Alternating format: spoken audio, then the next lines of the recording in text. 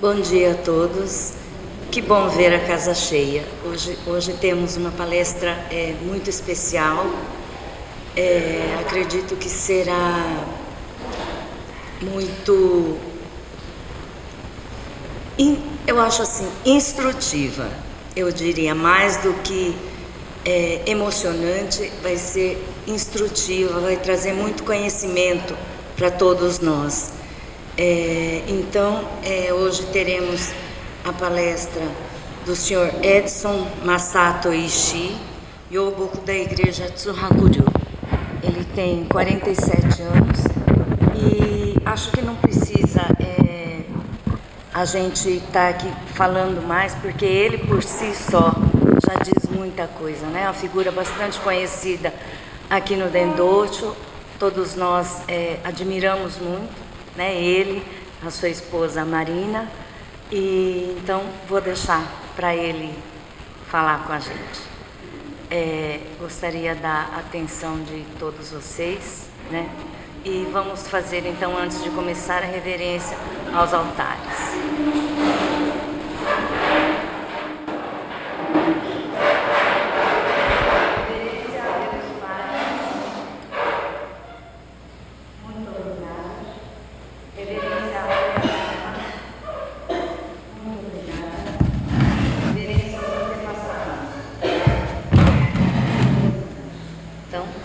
Passo a palavra então para o Sr. Edson Masato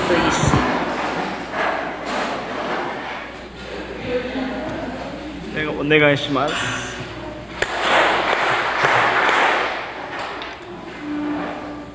Mais uma vez, bom dia! Bom dia! Como fui apresentado, meu nome é Masato Ishii, sou Yoboku da Igreja Tsuhakuryu, de Mogi das Cruzes. Além desse nome, né, Masato Ishii, eu costumo dizer que eu tenho outro nome também, que eu sou o amigo do diferente. Por que amigo do diferente? Isso eu vou explicar durante a minha palestra aqui, durante eu for falando, explicar o motivo de ser o amigo do diferente. Vocês não têm ideia, né, de quanto eu estou feliz de estar aqui neste mês, principalmente no mês de abril, fazendo essa palestra para vocês, né? Vou tomar cuidado para eu não me emocionar muito, para não vou mais chorar do que falar aqui, né? Esse mês de abril é especial, por quê? Por dois motivos. O primeiro, por ser o mês do aniversário da nossa mãe Oyasama, que completou 228 anos, né? E o segundo motivo é porque o mês de abril, não sei se vocês sabem, é comemorado o Dia Mundial do Autismo. E eu ser escolhido para palestrar esse mês foi uma coincidência muito agradável, sabe? Uma coincidência muito boa. Eu fiquei assim, nossa, acho que Deus está me dando uma oportunidade, né? Uma oportunidade grande, uma oportunidade boa, para poder falar sobre esse assunto. Mas, o que é realmente o autismo? Vocês sabem o que é o autismo? Tem ideia do que seja o autismo? A gente ouve bastante agora, né? Na mídia, a gente tem ouvido bastante em vários lugares, nas redes sociais. O autismo está crescendo, o autismo está crescendo. Parece que está criando uma epidemia de autismo, né? De autistas aí. Mas, primeira coisa que eu queria dizer é que o autismo não é uma doença, não é um vírus que está se propagando, e todo mundo está virando autista agora. O pessoal tem conseguido, principalmente os especialistas, né? Tem conseguido diagnosticar melhor essas pessoas, esse transtorno do espectro autista. Por isso que, assim, hoje, o pessoal falou o quê? De 1 a 32, uma pessoa a cada 32 pessoas é considerada autista. Isso esse ano 2025. Até um tempo atrás era 1 para 100. Então, você vê como os especialistas vieram hoje, né, se especializando nesse assunto, onde imagino que muitas pessoas tanto é que vocês estão vendo que pessoas adultas, né, estão sendo diagnosticadas agora. Não é só mais as crianças. E eu queria então, assim, o que é realmente, né? O autismo, ele é o quê? É uma condição do neurodesenvolvimento. Ele afeta o quê? Afeta o cérebro, né, da criança desde pequeno, desde do seu nascimento. Ele afeta principalmente 3 partes do ser humano: a parte da comunicação, a parte da interação social e também dos seus comportamentos. E hoje o autismo ele é separado em 3 categorias, né? Nível 3 de suporte, nível 2 e nível 1. Explicando um pouquinho sobre esses níveis, né? O nível 3 de suporte é aquela que a gente pode até se dizer que ele é um autismo severo, né? Mas esse termo severo, leve, moderado, ele saiu, não tem mais. Então o pessoal chama de suporte. Então o pessoal de nível 3 de suporte é aquela criança que precisa de suporte para tudo.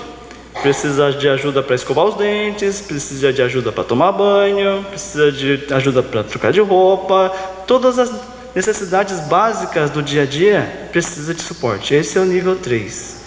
Agora, o nível 2, ele já consegue fazer algumas coisas. Ele já não precisa de suporte para tudo. Ele, de repente, assim, escovar dente, tomar banho sozinho, já consegue mais outras coisas, cozinhar, arrumar sua cama. Em geral, ele precisa de uma ajuda. E o nível 1, então? O nível 1, que a gente chama de autismo leve, né? Ele a gente chama de um autista de alto funcionamento, né? Ele consegue praticamente fazer tudo sozinho. Ele é uma pessoa bem independente, já consegue trabalhar, ele consegue comunicar com as pessoas, consegue fazer todas as coisas sozinhas. Aí vem a pergunta, então por que esse nível 1 de autista, se esse autista de nível 1, ele consegue fazer tudo, por que ele é autista? Né? Eu entendo que o autista de nível 1, ele é o que mais sofre. Mais sofre por quê? O pessoal hoje, a gente consegue conversar com o autista no nível 1. O autista no nível 1, ele consegue trabalhar. Só que uma coisa comum que tem entre os 3 níveis são as crises. O nível 3 tem crise, nível 2 tem crise e o nível 1 também tem crise. E pode ser que o nível de crise que eles têm pode ter a mesma intensidade. O pessoal do nível 1, em todos os níveis, né, eles têm uma crise com relação a barulho, com relação a multidões, com relação a sons, né, sensibilidade na pele em geral. Então, assim, chega uma pessoa de nível 1 perto de você e de repente fala assim: não me toca. Mas, nossa, que pessoa mais antissocial, né? Essa pessoa é antissocial, né? Não me toca. Para de fazer esse barulho aí, né? E o pessoal fala assim: nossa, né? Pessoa chata, pessoa sem noção. E na verdade, normalmente essa pessoa de autista de nível 1, ele não fala para a pessoa que ele é autista, porque que a pessoa já não vai entender. Você está inventando, você está criando historinha, desculpa para que você não trabalhar, porque você não quer socializar, né? E não é nada disso, né? E uma coisa assim legal também, né, do autismo, assim, não é todos, mas grande maioria ele tem as suas habilidades. Não são todos, mas assim, tem uns que são desenhistas, tem uns que são cantores. Tanto é que vocês ouvem até o Messi, né? Ele é autista também, que é jogador de futebol, tem um grande talento. E tem o meu filho também, por exemplo, que ele gosta muito de música.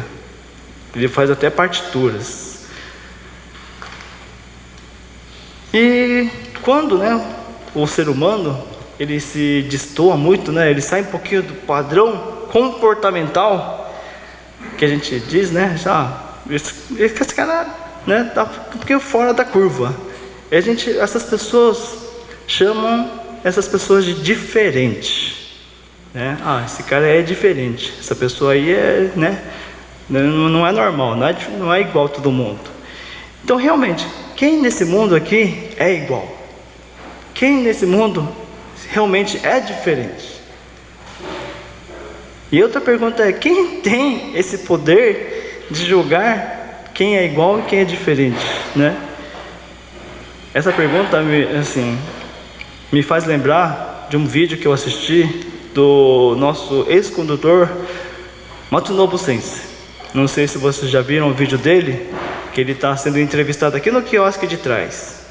Aí o Matsunobu Sensei pergunta para o entrevistador assim: olha essa flor aqui, ó. Essa flor é bonita ou é feia? Aí o entrevistador responde: não, ela é bonita. Aí o Matsunobu Sensei, ouvindo isso, ele fala assim: não, ela não é nem bonita e nem feia. Ela é uma simples flor.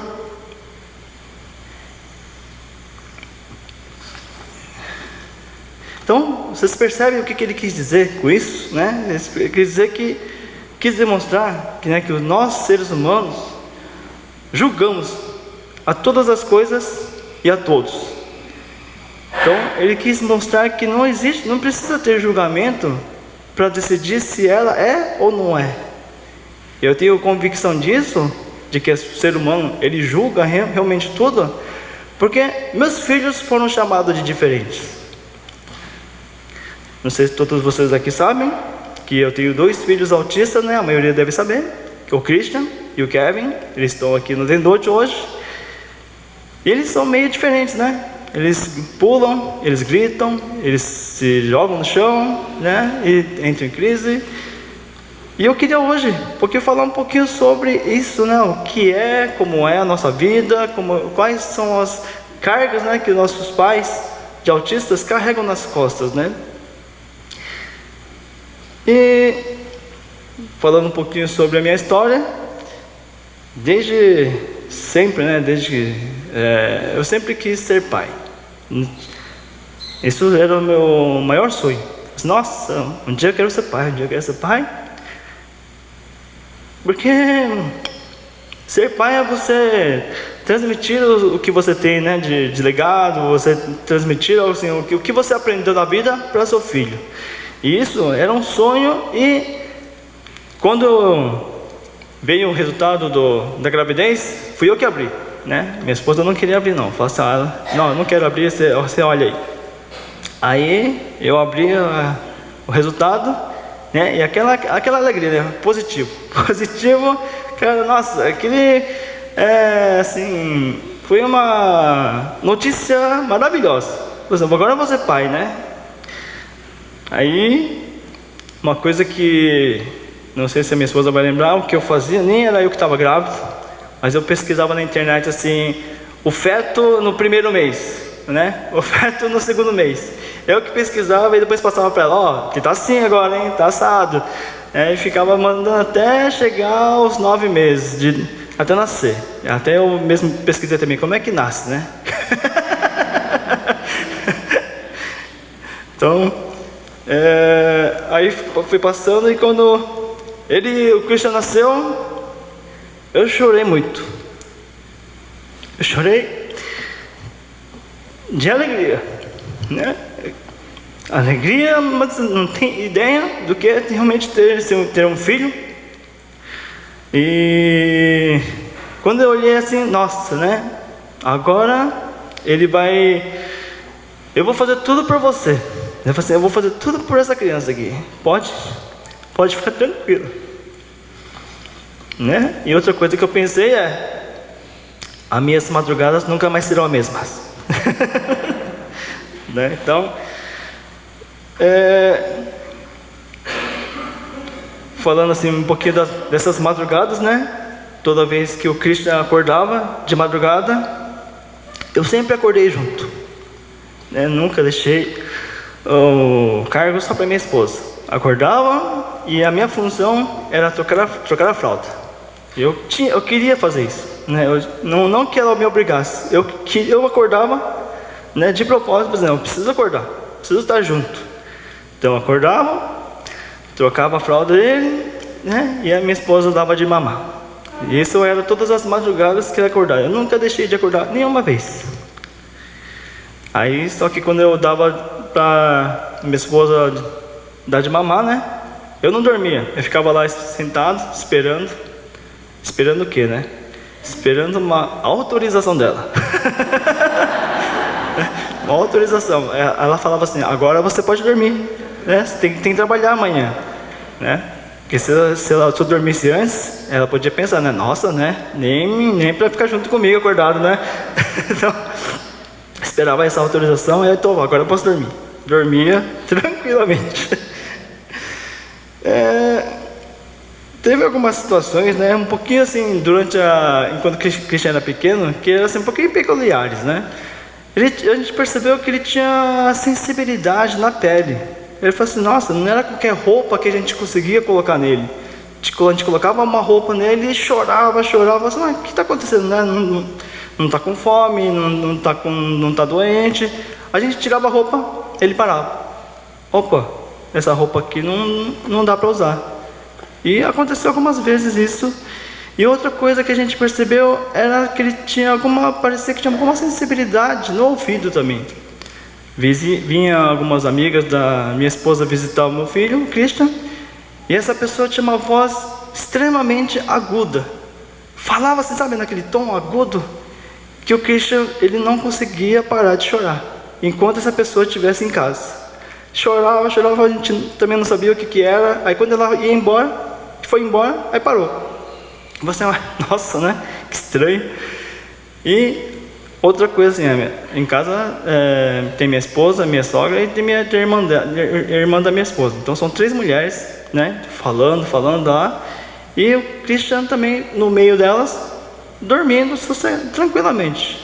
Mas teve um dia que a gente pisou num saquinho plástico que estava perto dele. Nisso ele acordou. Você, acordou, né?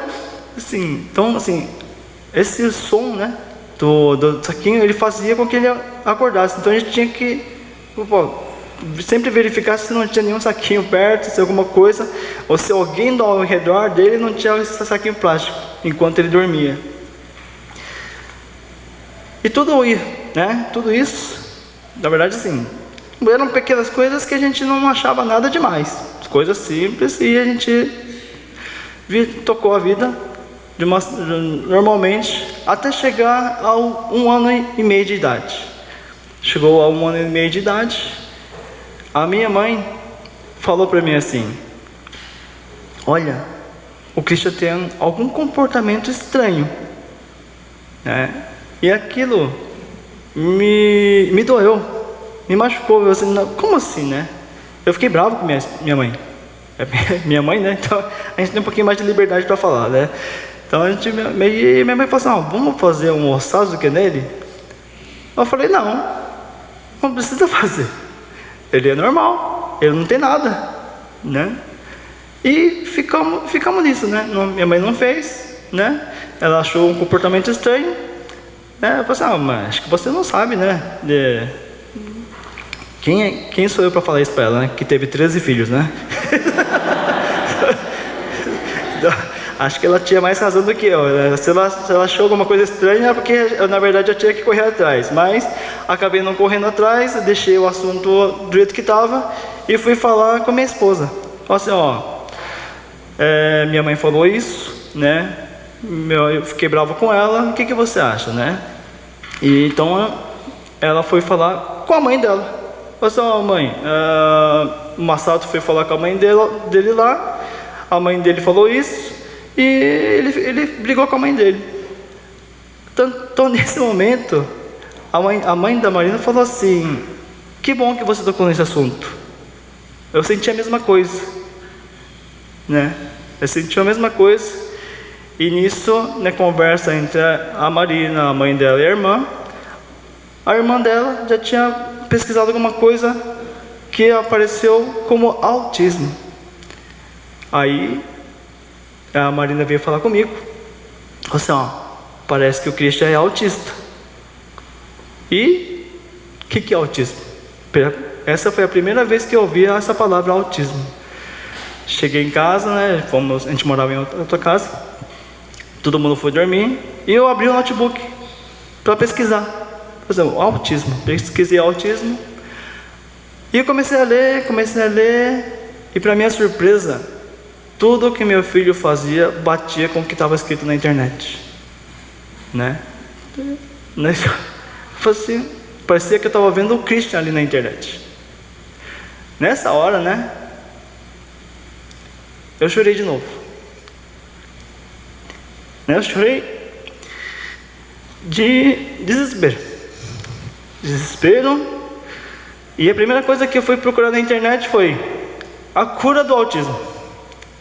Precisa ter uma cura. Não é possível, né? Não sabia o que era. A primeira coisa que a gente pensa é uma doença. Tem que ter cura. E você pesquisa, cura do autismo. Aí aparece lá, não tem cura. Não tem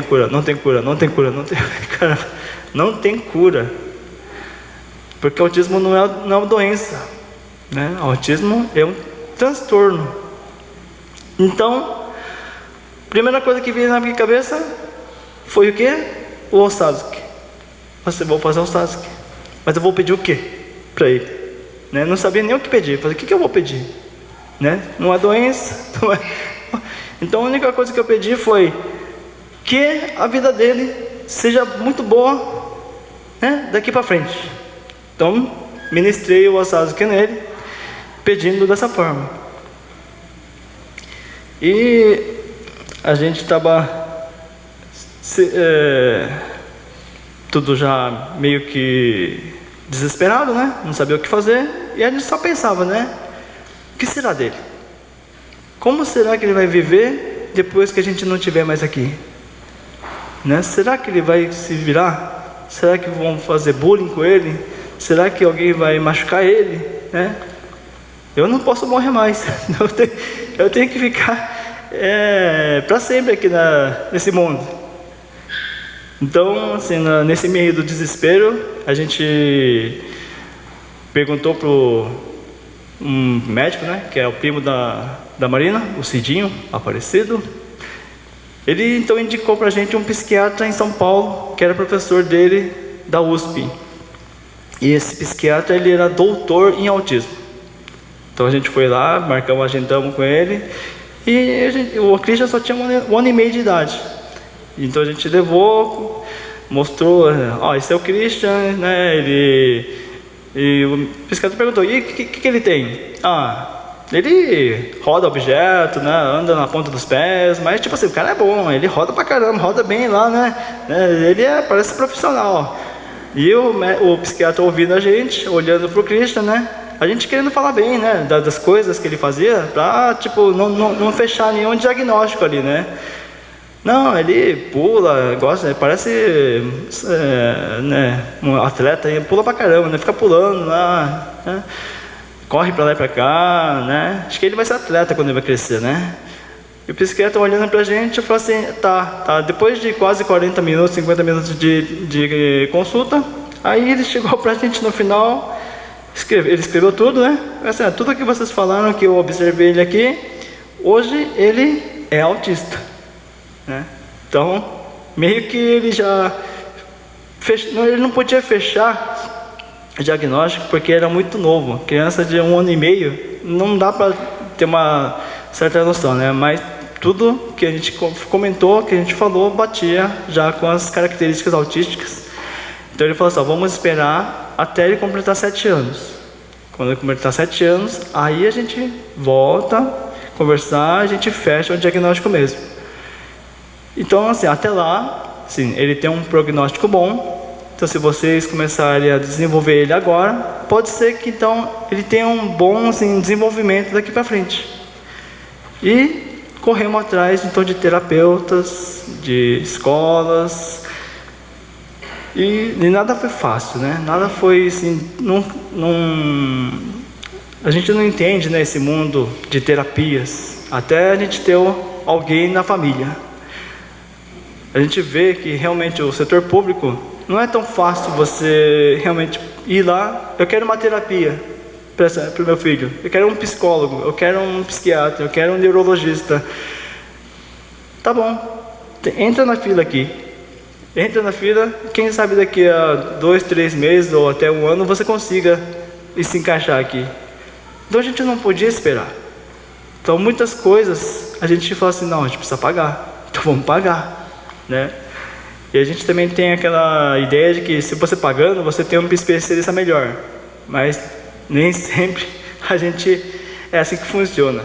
Teve uma vez que meu filho, a gente gostou muito de uma psicóloga, a gente vai levar ela porque ela é muito boa. Mas quem escolhe os terapeutas não é a gente, né? É a criança. A criança, se o santo não bate com o terapeuta, o negócio não vai. Tanto é que meu filho ia nessa sessão da psicóloga, ele vomitava. Ele lá forçava o vômito. Ele não queria ficar lá e toda vez que a gente levava, ele forçava o vômito e ficava no banheiro. Aí eu falei assim, então não vai dar. Então a gente foi 2, 3 vezes, 4 vezes, chega, vamos procurar outro. E assim a gente foi buscando outros terapeutas, né, que encaixasse com ele, né.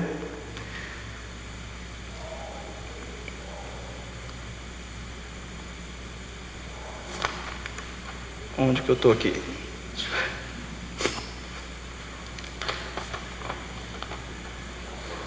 Teve uma fase, né, que o Krishna nunca foi de falar. Ele sempre foi assim, não verbal, né? E a gente, como pai, a gente quer ouvir o filho chamar de papai, quer chamar o filho de mamãe, né? A gente quer ser chamado desse jeito, porque teoricamente a gente acha que é normal, né? Ter essa condição do filho chamar a gente disso, né? E eu não tinha. Eu lembro até hoje que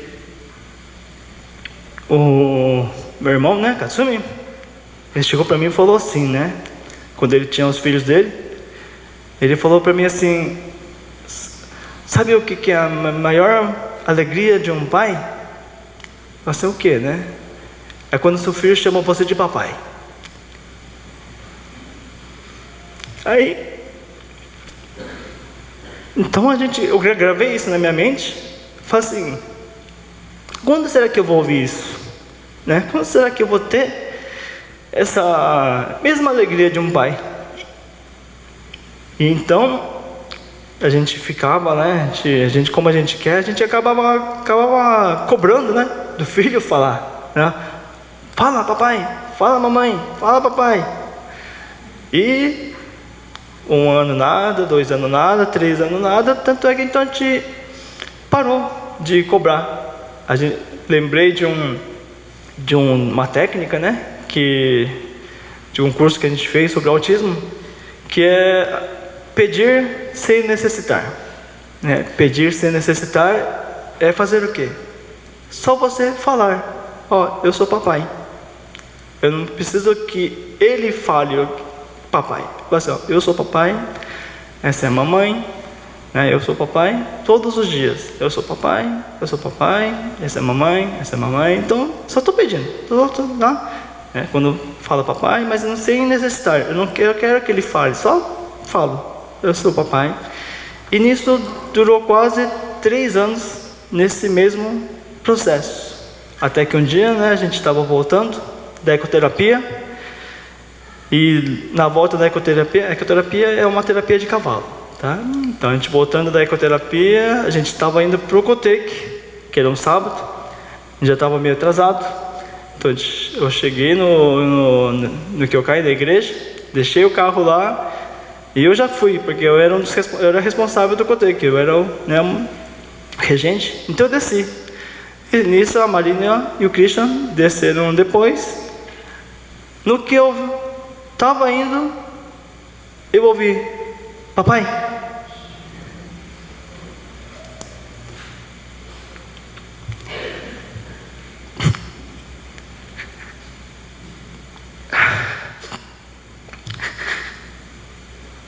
Eu falei assim: não pode dizer. Nisso eu virei, e ele de novo, papai, eu falei assim,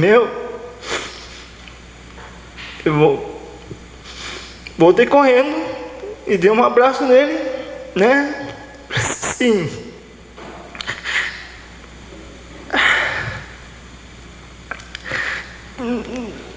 Não tem uma coisa mais não consigo nem estimar, né? Essa alegria, essa felicidade, né? De ser chamado de papai. Depois de 3 anos tentando, né? E veio, né? E veio esse milagre, essa resposta, né, da nossa dedicação, de ser chamado de papai, né?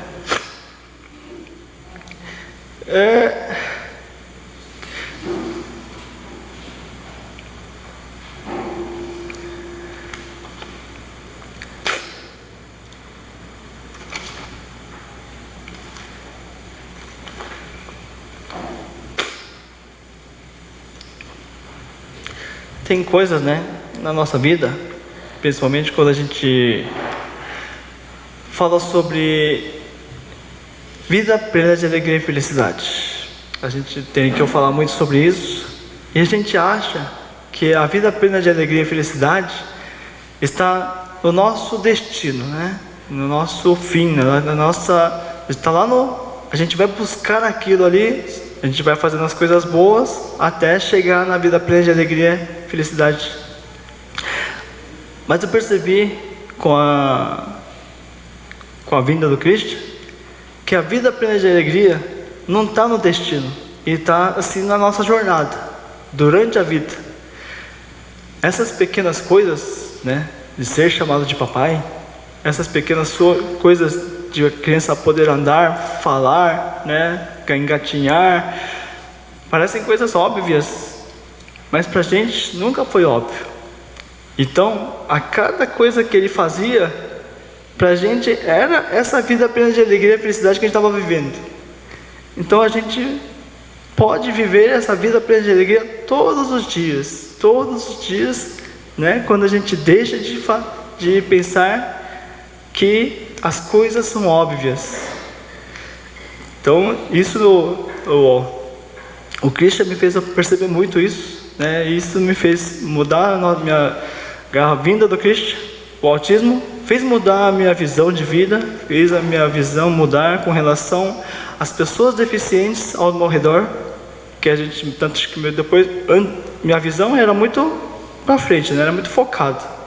Então eu não enxergava no meu periférico aqui quem estava do meu lado. E essas pessoas deficientes sempre estiveram aqui. E depois que o Cristo veio, essa visão aumentou. Eu enxergo agora muito bem eles, né? Eles fazem parte da nossa vida, né? E a gente tem que fazer esse olhar diferente, né, para eles também.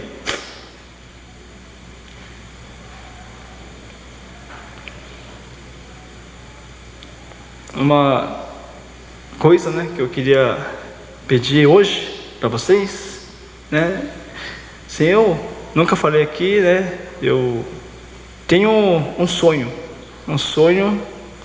que gostaria de estar passando para vocês, e que esse sonho, na verdade, seja construído em conjunto com vocês, né? Que é um sonho de mudar esse mundo, para que não só os autistas, né, mas que todos os deficientes ou até grupos minoritários sejam vistos somente como uma flor, sem julgamento, sem julgamento de ser bonito, ser feio, ser igual ou ser diferente, para que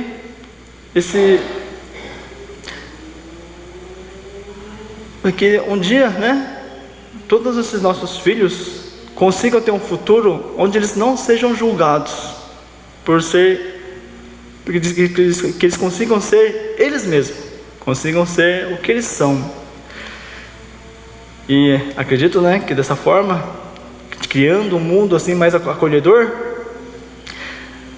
né, e mais unido, as nossas crianças podem viver mais tranquilamente, né, sem se preocupar, e que também todos aqui podemos ser também amigos do diferente. E é isso que eu queria falar hoje. Agradeço a atenção de todos. Obrigado.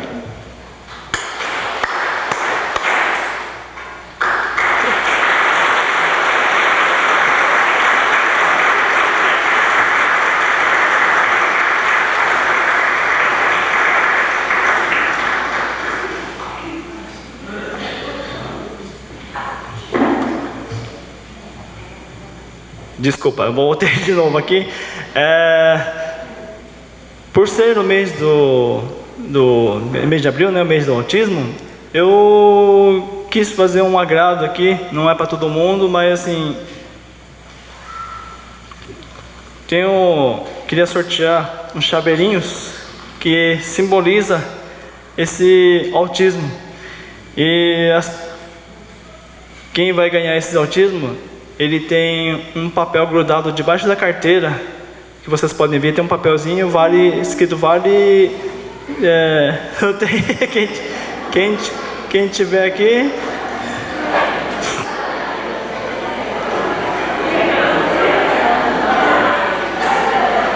Não tem? Ninguém tem? Ô, louco. Quem tem papel pode vir aqui.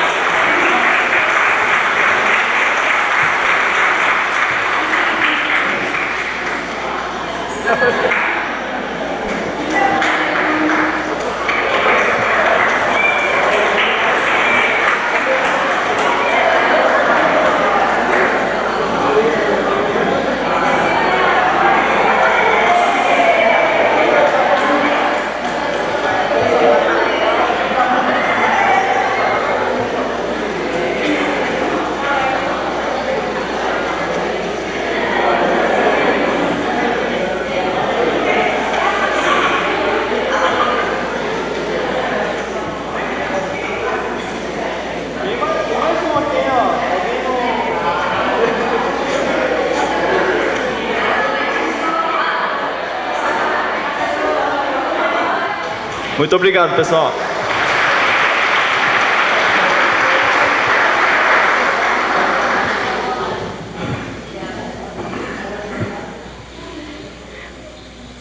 Muito obrigada, Masato.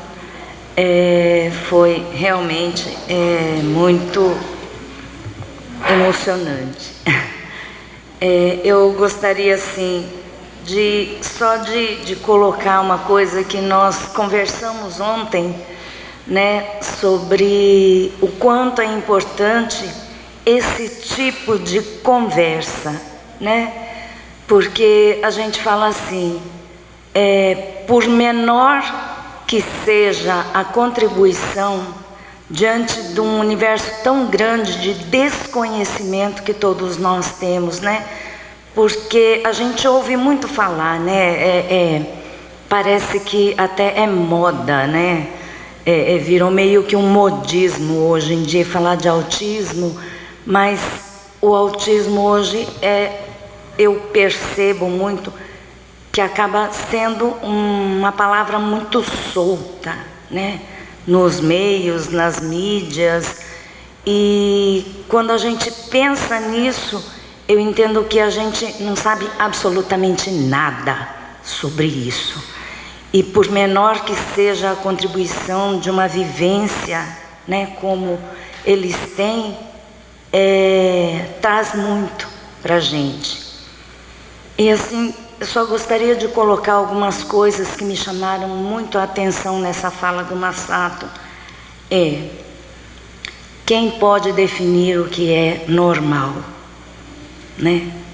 Essa é uma reflexão que me tocou muito e eu gostaria de deixar para vocês.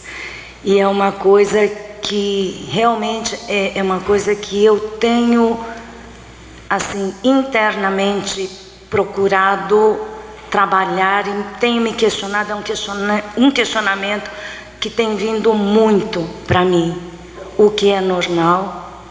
Quem é normal? o quanto nós olhamos para o outro com este olhar do que nós julgamos, ou julgamos mesmo, né? Ser normal ou ser o ideal, né? E eu falo assim, uma coisa que eu vi na última vez que eu estive aqui no Dendote, que teve uma apresentação, acho, do Cotec, e o Christian estava lá, né? E eu falei, nossa, o que é o amor filial mesmo, de estar junto, né? O Christian estava no palco e o Masato ali do lado, né? Com ele dizendo, olha meu filho, eu estou aqui. E isso me fez questionar assim, o quanto eu enquanto mãe, né, estive ao lado dos meus filhos, né? Eu estou aqui e muitas vezes é só isso que eles querem, que nós estejamos lá. O quanto nós jogamos uma expectativa sobre os nossos filhos ou sobre as pessoas com quem a gente convive, em cima do que a gente acha que é normal e o ideal. A gente não consegue apenas estar ao lado das pessoas e acolher as pessoas, sejam elas normais ou anormais. E essa é uma reflexão que eu tenho tido muito dentro da minha vivência mesmo, né? Minha vivência, a Lúcia com a Lúcia para a Lúcia. E uma outra coisa que me chamou a atenção é: quantos anos você esperou para o seu filho chamar você de pai? 3 anos. Nós acabamos de encerrar os 3 anos 1000 dias.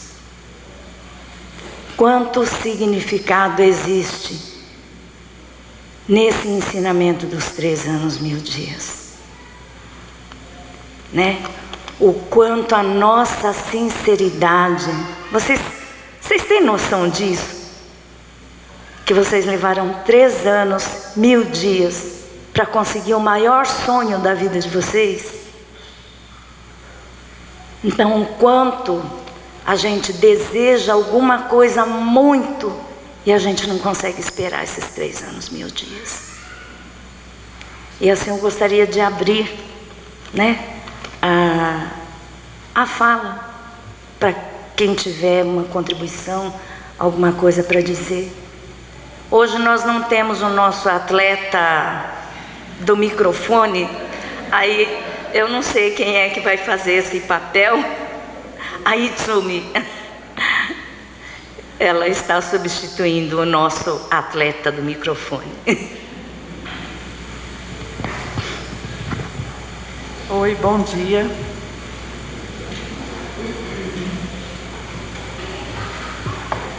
Oi, bom dia. Tá? Não? Tá? Eu sou Francinete, eu sou da Igreja Amigo Unibras de Interlagos. E eu acho assim, eu acho muito legal esse tema que foi citado aqui, até por conta da nossa banda, por exemplo. Hoje a gente tem autistas na nossa banda e eles fazem a mesma coisa, até com mais animação.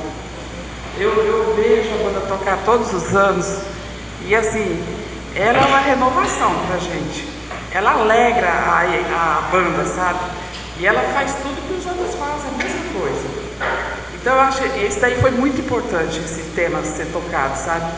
Porque eles precisavam aparecer. Geralmente as pessoas antigamente tinham esse tipo, o autista em casa, e tentavam esconder. Não deixava eles procurar o que eles gostam de fazer. E hoje não, hoje eles interagem junto com todo mundo. E são pessoas felizes, pessoas alegres, eles gostam de ver as pessoas vendo que eles são capazes, sabe? E acreditando neles. Então eu achei muito bonito. Parabéns para a palestra de hoje. Eu fiquei assim muito emotiva por conta dessa menina que faz parte da nossa banda. Obrigada, viu, pela oportunidade.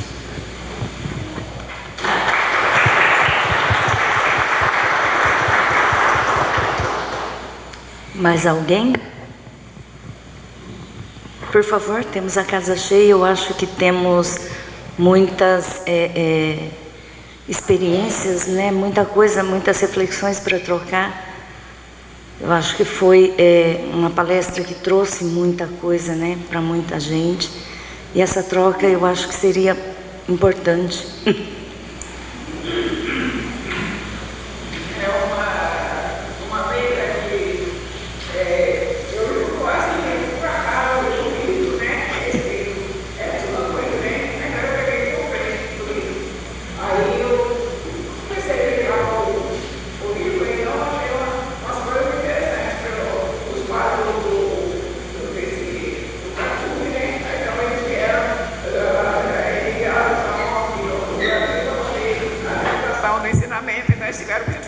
Porque eles não falavam o português, né? Então eles sofreram bastante, né? Então, mas hoje eu admiro a evolução deles, que eles são umas pessoas assim, bem humildes, né? Então está numa geração muito assim, bem evoluída também, né? E são as pessoas assim, muito maravilhosas.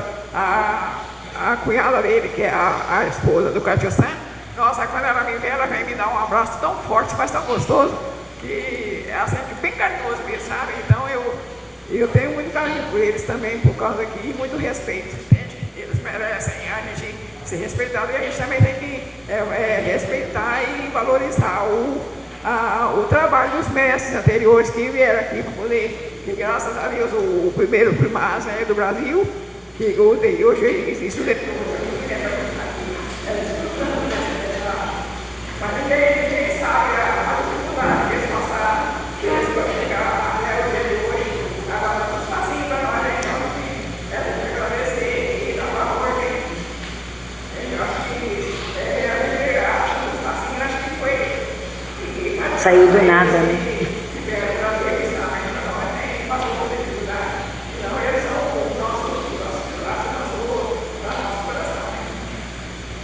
Eu dou muito valor nessa, assim, eu respeito muito, né, porque eles, vamos falar, eles são que estão mostrando para nós o ensinamento.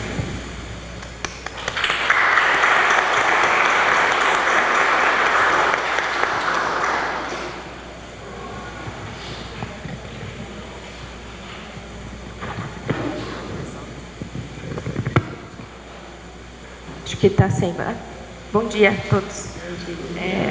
Eu não sou mãe, né? Não tenho filhos, mas a gente vê muito, né? Todas as vezes que eu estive aqui no Dendote, que eu tive a oportunidade de ver, né? Massato.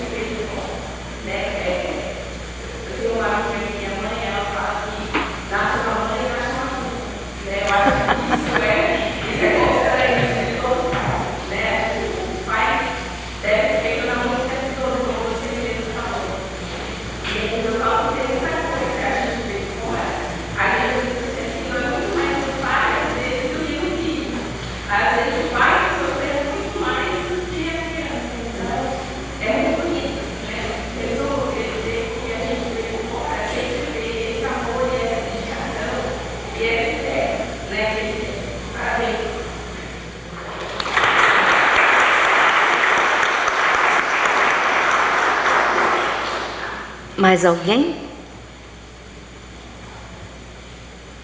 Vamos lá, pessoal, não paga nada, não. Também não recebe. Mas não paga nada.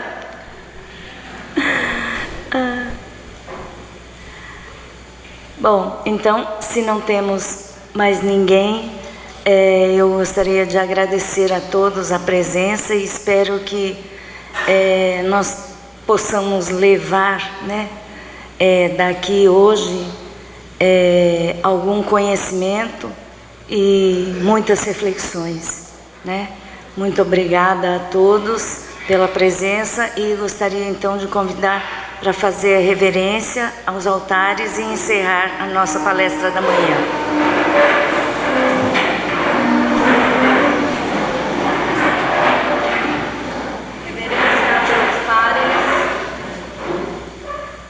Muito obrigada. Reverência ao Oyasama. Muito obrigada. Reverência aos antepassados. Muito obrigada.